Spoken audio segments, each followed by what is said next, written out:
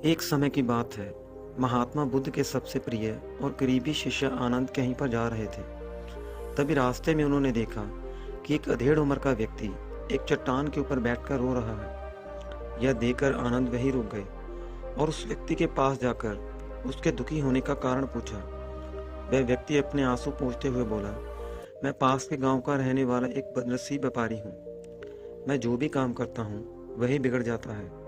व्यापार के चक्कर में मैंने अपनी माँ और पत्नी के गहने गंवा दिए और अपने परिवार को भी गंवा दिया, और यहाँ तक कि अब तो मेरा घर और खेत भी गिरवी लग हैं और मुझे लगता है कि मेरी तो किस्मत ही खराब है। उस व्यक्ति की बात सुनकर आनंद बोले, तुमसे किसने कहा कि तुम्हारी किस्मत खराब है? जरा मैं भी तो जानूं तुम्हारी किस्मत में क्या खराबी है। व्यक्ति बोला, पहले मैं खेती करता था, लेकिन हर साल उसमें घाटा होता था।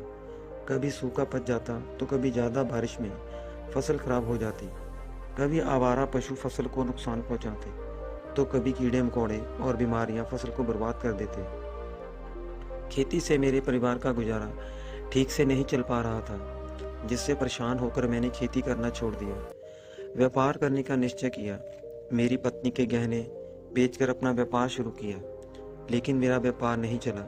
शुरू शुरू में तो मेरे परिवार वालों ने मेरी आर्थिक मदद की और मेरा साथ दिया, लेकिन जैसे तैसे मुझे नुकसान होने लगा। मेरे परिवार वालों ने भी मेरा साथ छोड़ दिया और मुझसे दूर हो गए।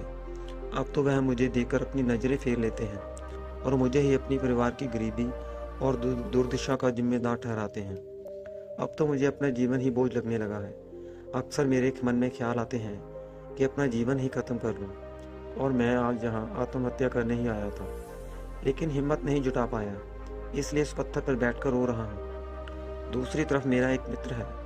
हम दोनों ने एक ही साथ व्यापार शुरू किया था, लेकिन मैं आगे बढ़ गया और मैं पीछे रह गया। मेरी इस असफलता की वजह से वह हर समय मुझे नीचा दिखाने का प्रयास करता है, और वह अक्सर मेरे घर जाकर अपनी सफलता की बातें करता है और मेरे परिवार वालों को बताता है कि कैसे उसने कड़ी मेहनत करके इतना बड़ा व्यापार किया है।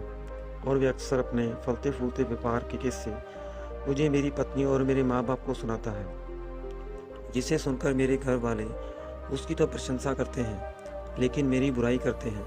मुझे नाकारा और कम दिमाग का कहते हैं। मेरी पत्नी और माँ मुझे बात बात पर ताने मारती है, जिससे मुझे बहुत दुख पहुंचता है, और कई बार खुद की नाकामयाबी पर क्रोध भी आता है, लेकिन मुझे समझ नहीं आ रहा कि मैं क्या करूं। यह सुनकर भिक्षु आनंद ने पूछा, तुम्हें किस बात का दुख होता है, अपने असफल होने का या फिर मित्र के सफल होने का? सवाल सुनकर वह व्यक्ति एक पल के लिए सोच में डूब गया और फिर बोला, अगर सच कहूँ तो मुझे अपने असफल होने का उतना दुख नहीं है जितना कि मित्र के सफल होने का। भिक्षु आनंद ने अगला प्रश्न किया, अगर तुम्हारा मित्र व्यापार में असफल हो जाता और तुम सफल हो जाते तो क्या तुम खुश होते? व्यक्ति ने कहा, हाँ, मुझे बहुत खुशी होगी। आनंद बोले, इसका मतलब कि तुम्हारी खुशी तुम्हारे मित्र पर निर्भर करती है। अगर वह चाहे तो तुम्हें खुश कर सकता है, अगर वह चाहे तो तुम्हें दुखी कर सकता है। तुम सव्य से ना खुश हो सकते हो और ना ही दुखी हो सकते हो। भिक्षु की बातें सुनकर व्यक्ति थोड़ी देर के लिए सोच में पड़ गया और बोला, आपकी बातें सुनकर मुझे थोड़ी आशा बन रही है। तभी भिक्षु आनंद से कहा, जब हम किसी से आशा बांध लेते हैं तो उस पर निर्भर हो जाते हैं, और फिर हमारी खुशी और दुख भी उसी पर निर्भर करने लग जाता है। इसलिए सबसे बेहतर है कि तुम सव्य से ही आशा बांधो। जब तुम ऐसा करोगे और साथ ही पूरी मेहनत और ईमानदारी से काम करोगे तो तुम्हें सफलता अवश्य प्राप्त होगी। तुम्हें लगता है कि तुम्हारा मित्र तुम्हें नीचा दिखाने आता है, दुखी करना आता है, पर अगर ईमानदारी से विचार करो तो वह बातें तो सच्ची ही करता है। वह अपने संघर्ष और अनुभव की बातें बताता है। तुम उन बातों से बहुत कुछ सीख सकते हो और तुम्हें तो उसके लिए धन्यवाद करना चाहिए। तुम्हें घर बैठे इतने सारे अनुभव मिल रहे हैं। तुम अनुभवों का लाभ उठाओ और नई शुरुआत करो। ईमानदारी से कर्म करते जाओ, हार मत मानो, एक दिन तुम्हें सफलता जरूर मिलेगी। आज तुम जिसे अपना बुरा वक्त या बुरी किस्मत कह रहे हो, एक दिन वह बदल जाएगी, और इसी के साथ तुम्हारी सोच और विचार भी बदल जाएंगे।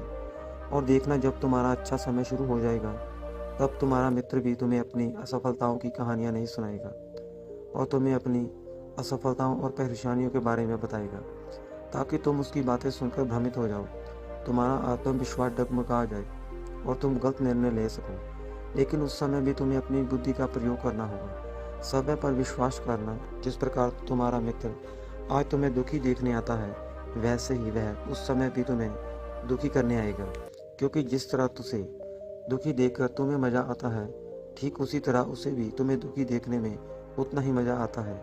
व्यक्ति ने कहा, आपने सही कहा मुनिवर, लेकिन मेरा सबसे बड़ा दुख यह है कि मेरे परिवार के लोग भी इसमें शामिल हैं। वास्तव में मैं तो अपने परिवार के लिए अच्छा करना चाहता था, उन्हें खुश रखना चाहता था, लेकिन वह भी मेरी बातों और भावनाओं को नहीं समझ रहे हैं। मुझे ही गलत कहते हैं और पिछले कुछ समय से वह मेरे साथ भी नहीं है। भिक्षु अनंत से कहा, उस व्यक्ति से कहा तुम हमेशा चाहते हैं कि हम जो भी कुछ करें लोग उसके लिए हमारी प्रशंसा करें, लेकिन आमतौर पर ऐसा नहीं होता। लोग हमारे पास आकर तारीफ नहीं करते, जिससे हम दुखी हो जाते हैं। हमें लगने लगता है कि हमारे मित्र, रिश्तेदार, घर वाले सब स्वार्थी हैं। लेकिन अगर तुम किसी को अपना परिवार मानते हो और उसके लिए कुछ करना चाहते हो, तो फिर तुम्हें ऐसा क्यों सोचते हो? तुम दूसरों के लिए कुछ कर रहे हो, वास्तव में तुम अपनी खुशी के लिए कुछ कर रहे हो, क्योंकि उन्हें खुश देखकर तुम खुश होते हो। अगर ऐसा करते समय तुम मानकर चलते हैं कि तुम दूसरों के लिए कुछ कर रहे हो, तो तुम दुखी रहोगे। लेकिन अगर तुम्हें लगता है तुम सभी के लिए कुछ कर रहे हो, तो तुम खुश रहोगे, क्योंकि जब हम सभी के लिए कुछ करते हैं या करना चाहते हैं, तो हमें इसके लिए सतावना की जरूरत नहीं पड़ती। भिक्षु आनंद की यह बातें सुनकर उस व्यक्ति के चेहरे के भाव पूरी तरह से बदल गए। उसने कहा, आप सही कह रहे हो। मैं समझ गया कि अब तक मेरी किस्मत इसलिए खराब थी क्योंकि वह दूसरों के हाथों में थी, लेकिन अब से मेरी किस्मत मेरे हाथों में रहेगी। मैं फिर से प्रयत्न करूंगा, पूरी लगन और ईमानदारी से काम करूंगा, जब तक सफलता नहीं मिल जाती। उस व्यक्ति की बात सुनकर आनंद मुस्कुराए और उससे एक छोटी सी डिबिया देते हुए कहा, इस डिबिया को हमेशा अपने साथ रखना। इसमें एक ऐसा मंत्र है जो तुम्हें बड़े से बड़े दुख से भी बाहर निकाल लेगा। लेकिन इस डिबिया को भी तभी खोलना जब तुम्हारे सारे रास्ते बंद हो जाए, कोई उम्मीद न नजर आए और तुम्हें लगने लगे कि सब व्यर्थ है, यह दुनिया व्यर्थ है और यहाँ रहना भी व्यर्थ है। व्यक्ति ने भिक्षु का धन्यवाद किया और उस डिबिया को लेकर अपने घर आ गया। उसने नए उत्साह के साथ दोबारा अपने व्यापार की शुरुआत की। इस बार उसका व्यापार चल पड़ा। अपनी मेहनत और लगन के बल पर बस कुछ ही सालों में वह एक बड़ा व्यापारी बन गया। उसके परिवार वाले भी उसके साथ आ गए और उसका जीवन बहुत ही सुख शांति और समृद्धि के साथ बीतने लगा। लेकिन समय और किस्मत को खेल आज तक कोई नहीं समझ पाया और ना ही कोई समझ पाएगा। यह सदा एक जैसा नहीं रहता, यह बदलता ही रहता है। उस व्यक्ति के जीवन में भी बदलाव आया।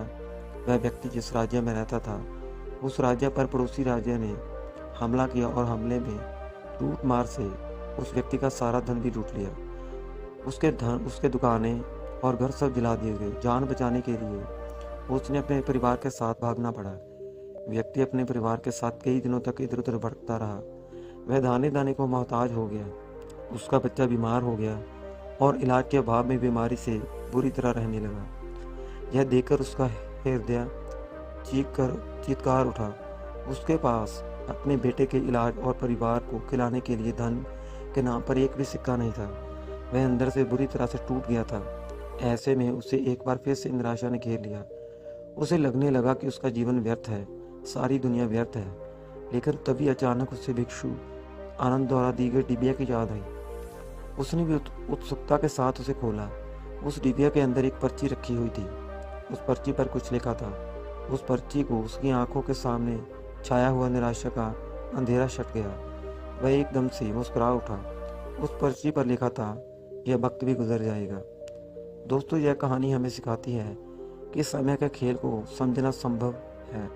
यह हमेशा बदलता रहता है, इसलिए बुरी परिस्थितियों में हमें अत्यधिक निराश नहीं होना चाहिए। आत्मविश्वास बनाए रखना है, क्योंकि समय बदलता जरूर है।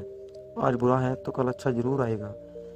बाकी अगर आपको यह कहानी पसंद लगी है तो आप इस कहानी को शेयर जरूर करें और हमारे चैनल को सब्सक्राइब करें।